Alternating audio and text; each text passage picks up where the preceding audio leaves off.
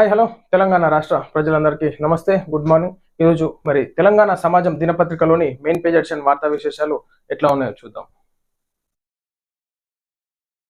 కాసాని జ్ఞానేశ్వర్ ముదిరాజ్, కాసాని వీరేష్ ముదిరాజ్.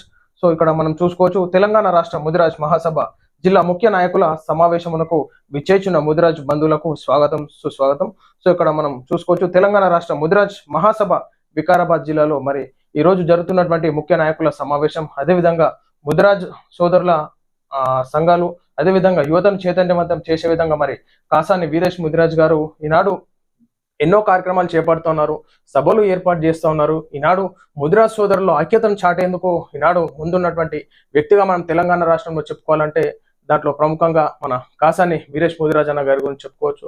ఎందుకంటే ఈనాడు జ్ఞానేశ్వర్ ముదిరాజ్ గారి అండదండలతో అదే విధంగా అడుగు జాడల్లో నడుస్తున్నటువంటి తండ్రికి దగ్గ తనయుడుగా మనం చూసుకోవచ్చు కాసాని వీరేష్ ముదిరాజ్ అన్న గారు.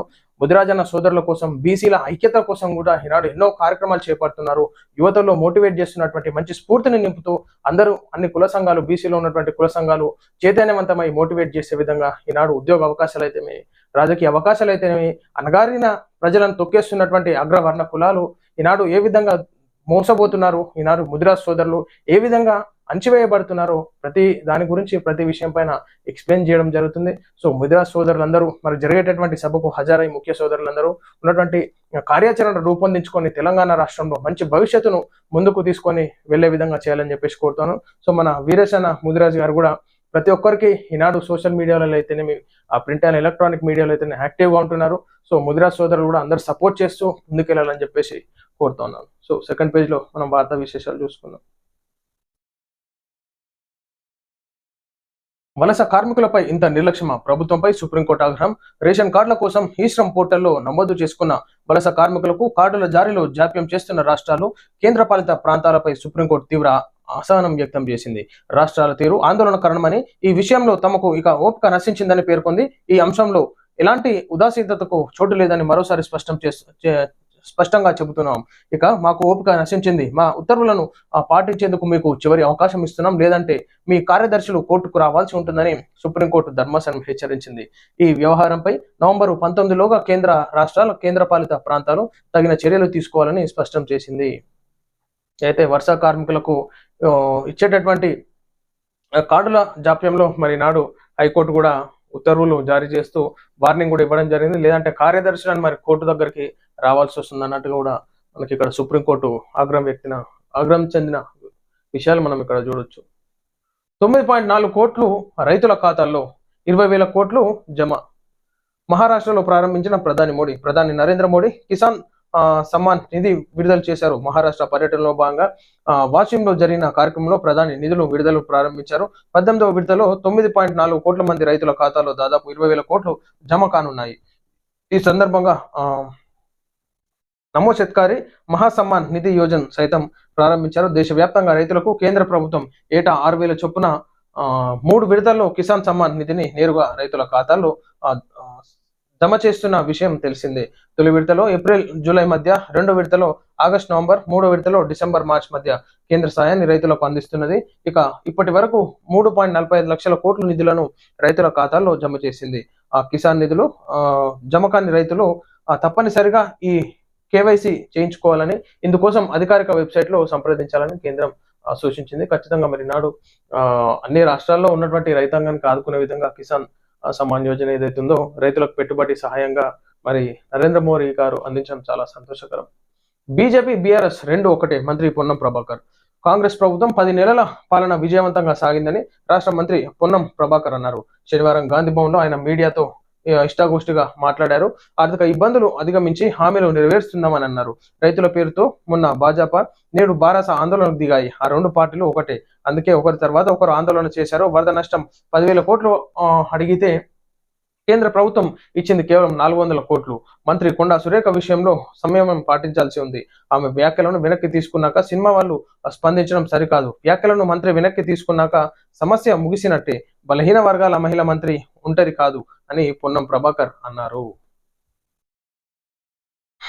మూసి బాధితులకు పూర్తి అండ, వారిని అన్ని విధాలుగా ఆదుకుంటాం. రాజకీయ పబ్బం గడుపుకునే వారికి వారిని నమ్మొద్దు. 2 లక్షల పైన ఉన్న రుణాలు చెల్లిస్తే 2 లక్షలు చెల్లిస్తాం. పేదల కోసం చర్చించడానికి సిద్ధంగా ఉన్నాం.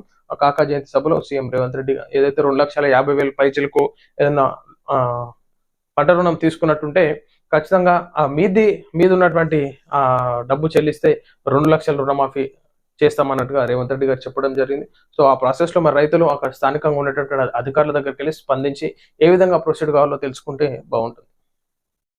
రేవంత్ సహా మంత్రులను వదిలేది లేదు. పరువు నష్టం దావా వేసి కోర్టుకు ఈడుస్తాం, రైతులను మోసం చేసి ఆగం పట్టించారు, మూసి బాధితులకు నిద్ర లేకుండా చేశారు. కందుకు రైతు ధర్నాలో బీఆర్ఎస్ నేత కేటీఆర్ దిక్కుమాలిన మాటలు, రోత పుట్టించే మాటలు మాట్లాడుతున్న ముఖ్యమంత్రి రేవంత్ రెడ్డిని ఆయన మంత్రివర్గాన్ని విడిచిపెట్టే ప్రసక్తే లేదని బీఆర్ఎస్ వర్కింగ్ ప్రెసిడెంట్ కేటీఆర్ హెచ్చరించారు. ముఖ్యమంత్రి రేవంత్ రెడ్డిపై కూడా త్వరలోనే పరువు నష్ట దావం వేస్తా అని కేటీఆర్ తెలిపారు. మహేశ్వరం నియోజకవర్గం పరిధిలోని కందుకూరులో మాజీ మంత్రి సబితా ఇంద్రారెడ్డి ఆధ్వర్యంలో ఏర్పాటు చేసిన రైతు ధర్నాలో కేటీఆర్ పాల్గొని ప్రసంగించారు. దిక్కుమాలిన మాటలు, రోత పుట్టించే మాటలు మాట్లాడి ముఖ్యమంత్రిని విడిచిపెట్టాం, నీ గబ్బు మాటలకు, నీ మంత్రులు చెడ్డ మాటలకు సమాధానం చెబుతాను. అవును కేటీఆర్ అన్న, మీరే చెప్పాలి గబ్బు మాటలు చెడ్డ మాటలని. గతంలో కాక మాట్లాడింది ఏంది, మీ ఎమ్మెల్యేలు మాట్లాడారు, మంత్రులు మాట్లాడారు, ఉన్నటువంటి బీఆర్ఎస్ లీడర్ తతంగం ఎట్లా చేసిరో తెలియదా? ఖచ్చితంగా ఈనాడు ఎథిక్స్ ఫాలో అవ్వాలి. ఏ పార్టీ నాయకులైనా సరే, ఈనాడు రేవంత్ రెడ్డి గారైనా సరే, మీరైనా సరే, ఇంకా ముందు వచ్చేటటువంటి నాయకులైనా సరే, ముఖ్యమంత్రులు ఎవరున్నా ఉన్నటువంటి రాజకీయ విలువలను కాపాడి ఎథిక్స్ ఫాలో చేస్తే బాగుంటుంది. ప్రజలు కూడా గౌరవం ఇచ్చేటటువంటి పరిస్థితిని తెచ్చుకొని ఈనాడు ప్రజల్లో రాజకీయ నాయకులు అంటే గౌరవం లేకుండా పోయింది. రాజేంద్ర ప్రసాద్ ఇంట తీవ్ర విషాదం, గుండెపోటుతో కన్న కూతురు మృతి. సినీ హీరో విలక్షణ నటుడు రాజేంద్ర ప్రసాద్ ఇంట్లో విషాదం చోటు చేసుకుంది. రాజేంద్ర ప్రసాద్ కూతురు గాయత్రి గుండెపోటుతో కన్నుమూశారు. కార్డియాక్ అరెస్ట్ కావడంతో శుక్రవారం హైదరాబాద్ లోని ఏజీ ఆసుపత్రికి కుటుంబ సభ్యులు తరలించారు. ఆసుపత్రిలో చికిత్స పొందుతూ శనివారం మరణించారు. కన్న కూతురు మరణంతో రాజేంద్ర ప్రసాద్ కుటుంబంలో విషాదంలో మునిగిపోయింది. నటుడిగా ఉన్నత స్థానానికి ఎదిగారు. క్యారెక్టర్ ఆర్టిస్ట్ గా క్యారియర్ మొదలుపెట్టి ఆ తర్వాత హీరోగా మారి మెప్పించారు. ఎన్నో అద్భుతమైన సినిమాలను తెలుగు ప్రేక్షకులకు అందించారు. రాజేంద్ర ప్రసాద్ ముక్కుసూటి మనిషి, ఏదైనా మొహం మీదే చెప్పేయడం ఆయన నైజం. రాజేంద్ర ప్రసాద్ పర్సనల్ లైఫ్ గురించి ఎక్కువ మందికి తెలియదు. ఆయన కుటుంబం నుంచి ఎవరు ఇండస్ట్రీలోకి అడుగు పెట్టలేదు. సో మంచి నటుడు, మంచి హీరో, మంచి కమెడియన్ అని చెప్పుకోవచ్చు. సో తన కూతురు హార్ట్ అటాక్ తో చనిపోవడం చాలా బాధాకరం. ఈనాడు సినీ ప్రముఖులు కూడా ఎందరో వచ్చి పరామర్శించడం జరిగింది. సో తన కూతురు ఆత్మ కూడా శాంతి కలగాలని కోరుకుంటూ రాజేంద్ర ప్రసాద్ గారు కూడా ఆరోగ్య విషయాలపైన దృష్టి పెట్టి ఇంకా ఉన్నత స్థాయికి మంచి మంచి సినిమాల్లో పాల్గొనాలని చెప్పేసి కోరుకుంటున్నాం. మూసి నిర్వాసితులను రెచ్చగొట్టడం తగదు, బీఆర్ఎస్ నేతలపై మంత్రి సీతక్క ఫైర్. మూసి నిర్వాసితులకు బీఆర్ఎస్ నాయకులు రెచ్చగొట్టేలా వ్యవహరిస్తుందని మంత్రి సీతక్క ఫైర్ అయ్యారు. ఇవాళ గడ్డి అన్నారం వ్యవసాయ పండ్ల మార్కెట్ పాలకవర్గ ప్రమాణ స్వీకార మహోత్సవం కార్యక్రమంలో పాల్గొని మాట్లాడారు. మూసి నిర్వాసితులకు ప్రభుత్వం పక్కా ఇండ్లు కేటాయిస్తుందన్నారు. నిర్వాసితులను ఆగం చేస్తూ బీఆర్ఎస్ రాజకీయ అక్కసు డ్రామాలు ఆడుతుందన్నారు. కాంగ్రెస్ ప్రభుత్వం రైతు సంక్షేమానికి కృషి చేస్తుంది. ప్రధాని మోడీ రైతులకు నల్ల చట్టాలు అమలు చేస్తే కేసీఆర్ మద్దతు పలికారు. బీఆర్ఎస్ అధికారంలో ఉన్నప్పుడు రైతులను పట్టించుకోలేదు. కనీసం సన్న వడ్లకు బోనస్ ఇవ్వలేదు. ఏకకాలంలో 1,00,000 రుణమాఫీ చేయలేదు. ఇప్పుడు రైతుల పేరుతో దొంగ ధర్నాలు చేస్తున్నారు. ఎలుకలు తిన్న పిల్లి తీర్థయాత్రలకు వెళ్ళినట్టుగా రైతుల కోసం బీఆర్ఎస్ ముసలి కన్నీరు పెడుతుందన్నట్టుగా వాస్తవం ఇది. గతంలో 1,00,000 రూపాయల రుణమాఫీ ఏకదాటిగా మీరు చేయలేకపోయినారు.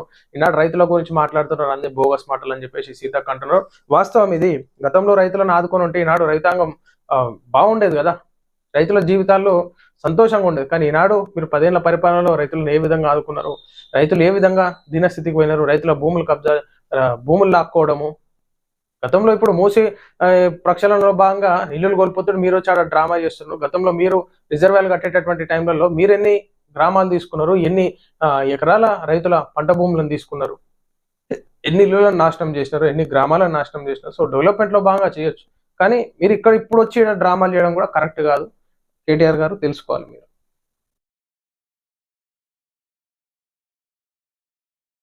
మూసి బాధితులకు పూర్తి అండ, వారిని అన్ని విధాలుగా ఆదుకుంటాం. రాజకీయ పబ్బం గడుపుకునే వారికి నమ్మొద్దు, 1,00,000 పైన. సో అది అయిపోయింది. మహారాష్ట్ర పర్యటనలో ప్రధాని మోడీ మాతా జగదాంబ ఆలయంలో ప్రత్యేక పూజలు. ప్రస్తుతం మహారాష్ట్ర పర్యటనలో ఉన్న ప్రధాని నరేంద్ర మోడీ వాషిం జిల్లాలోని మాతా జగదాంబ ఆలయాన్ని సందర్శించారు. అక్కడ నవరాత్రులు పురస్కరించుకుని ప్రత్యేక పూజలు నిర్వహించారు.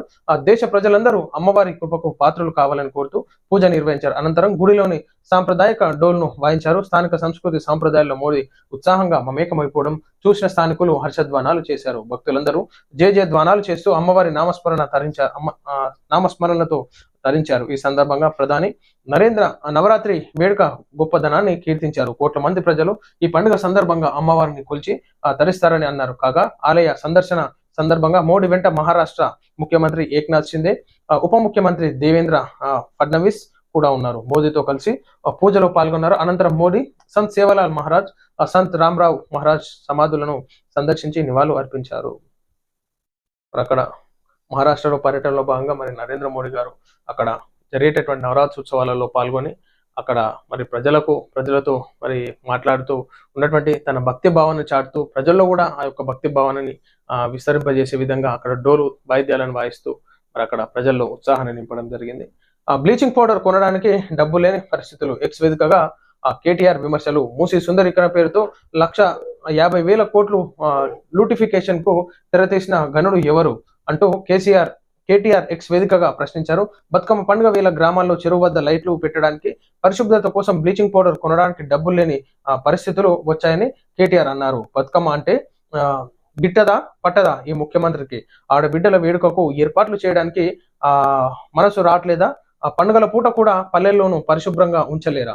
చెత్త చెదారం మధ్య మురికి కంపులో మన అక్క చెల్లెలు బతుకమ్మ ఆడుకోవాలన్నా? పంచాయతీల్లో బ్లీచింగ్ పౌడర్ కొనడానికి, చెరువు కట్ట మీద లైట్లు పెట్టడానికి పైసలు లేని పరిస్థితులు దాపురించాయి. సో ఏదైతే ఈనాడు బతుకమ్మ పండుగ మహిళలు ఆడుకోవడానికి వీలుగా చెరువుల దగ్గర లైట్లు పెట్టడానికి, అదేవిధంగా గ్రామాల్లో బ్లీచింగ్ పౌడర్ చల్లి పరిశుభ్రంగా ఉంచడానికి కూడా ప్రభుత్వం దగ్గర పైసలు లేవని చెప్పేసి కేటీఆర్ ప్రశ్నిస్తుంది. ఇక్కడ మనం ఒక విషయం గమనించుకోవాలి.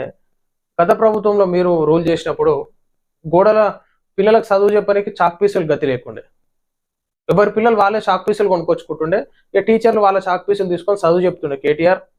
ఇప్పుడేమో నువ్వేమో మాట్లాడుతున్నావు, నీతులు చెప్తున్నావు, బతుకమ్మలు ఆడడానికి లైట్లు లేవు అంటున్నావు. సార్ మీ పరిపాలనలో మీరు ఎట్లా చేసినారు కూడా ఆలోచించుకోవాలి. టీచర్లకు చాక్ పీసులు ఇవన్నీ గతి లేవు. స్కాములు చేయడానికేమో మీ దగ్గర కోట్ల రూపాయలు గతి ఉంటే అది ఇది తీసుకురాను, కానీ పిల్లల చదువులు పట్టించుకోలే మీరు ఈనాడు. సో ప్రజలారా, ఇది మనం చూస్తూ ఉన్నాం ఈరోజు తెలంగాణ సమాజం దినపత్రికలోని మెయిన్ పేజ్ ఎడిషన్ వార్తా విశేషాలు, రాజకీయ సామాజిక విశేషాలు. అందరికీ నమస్తే.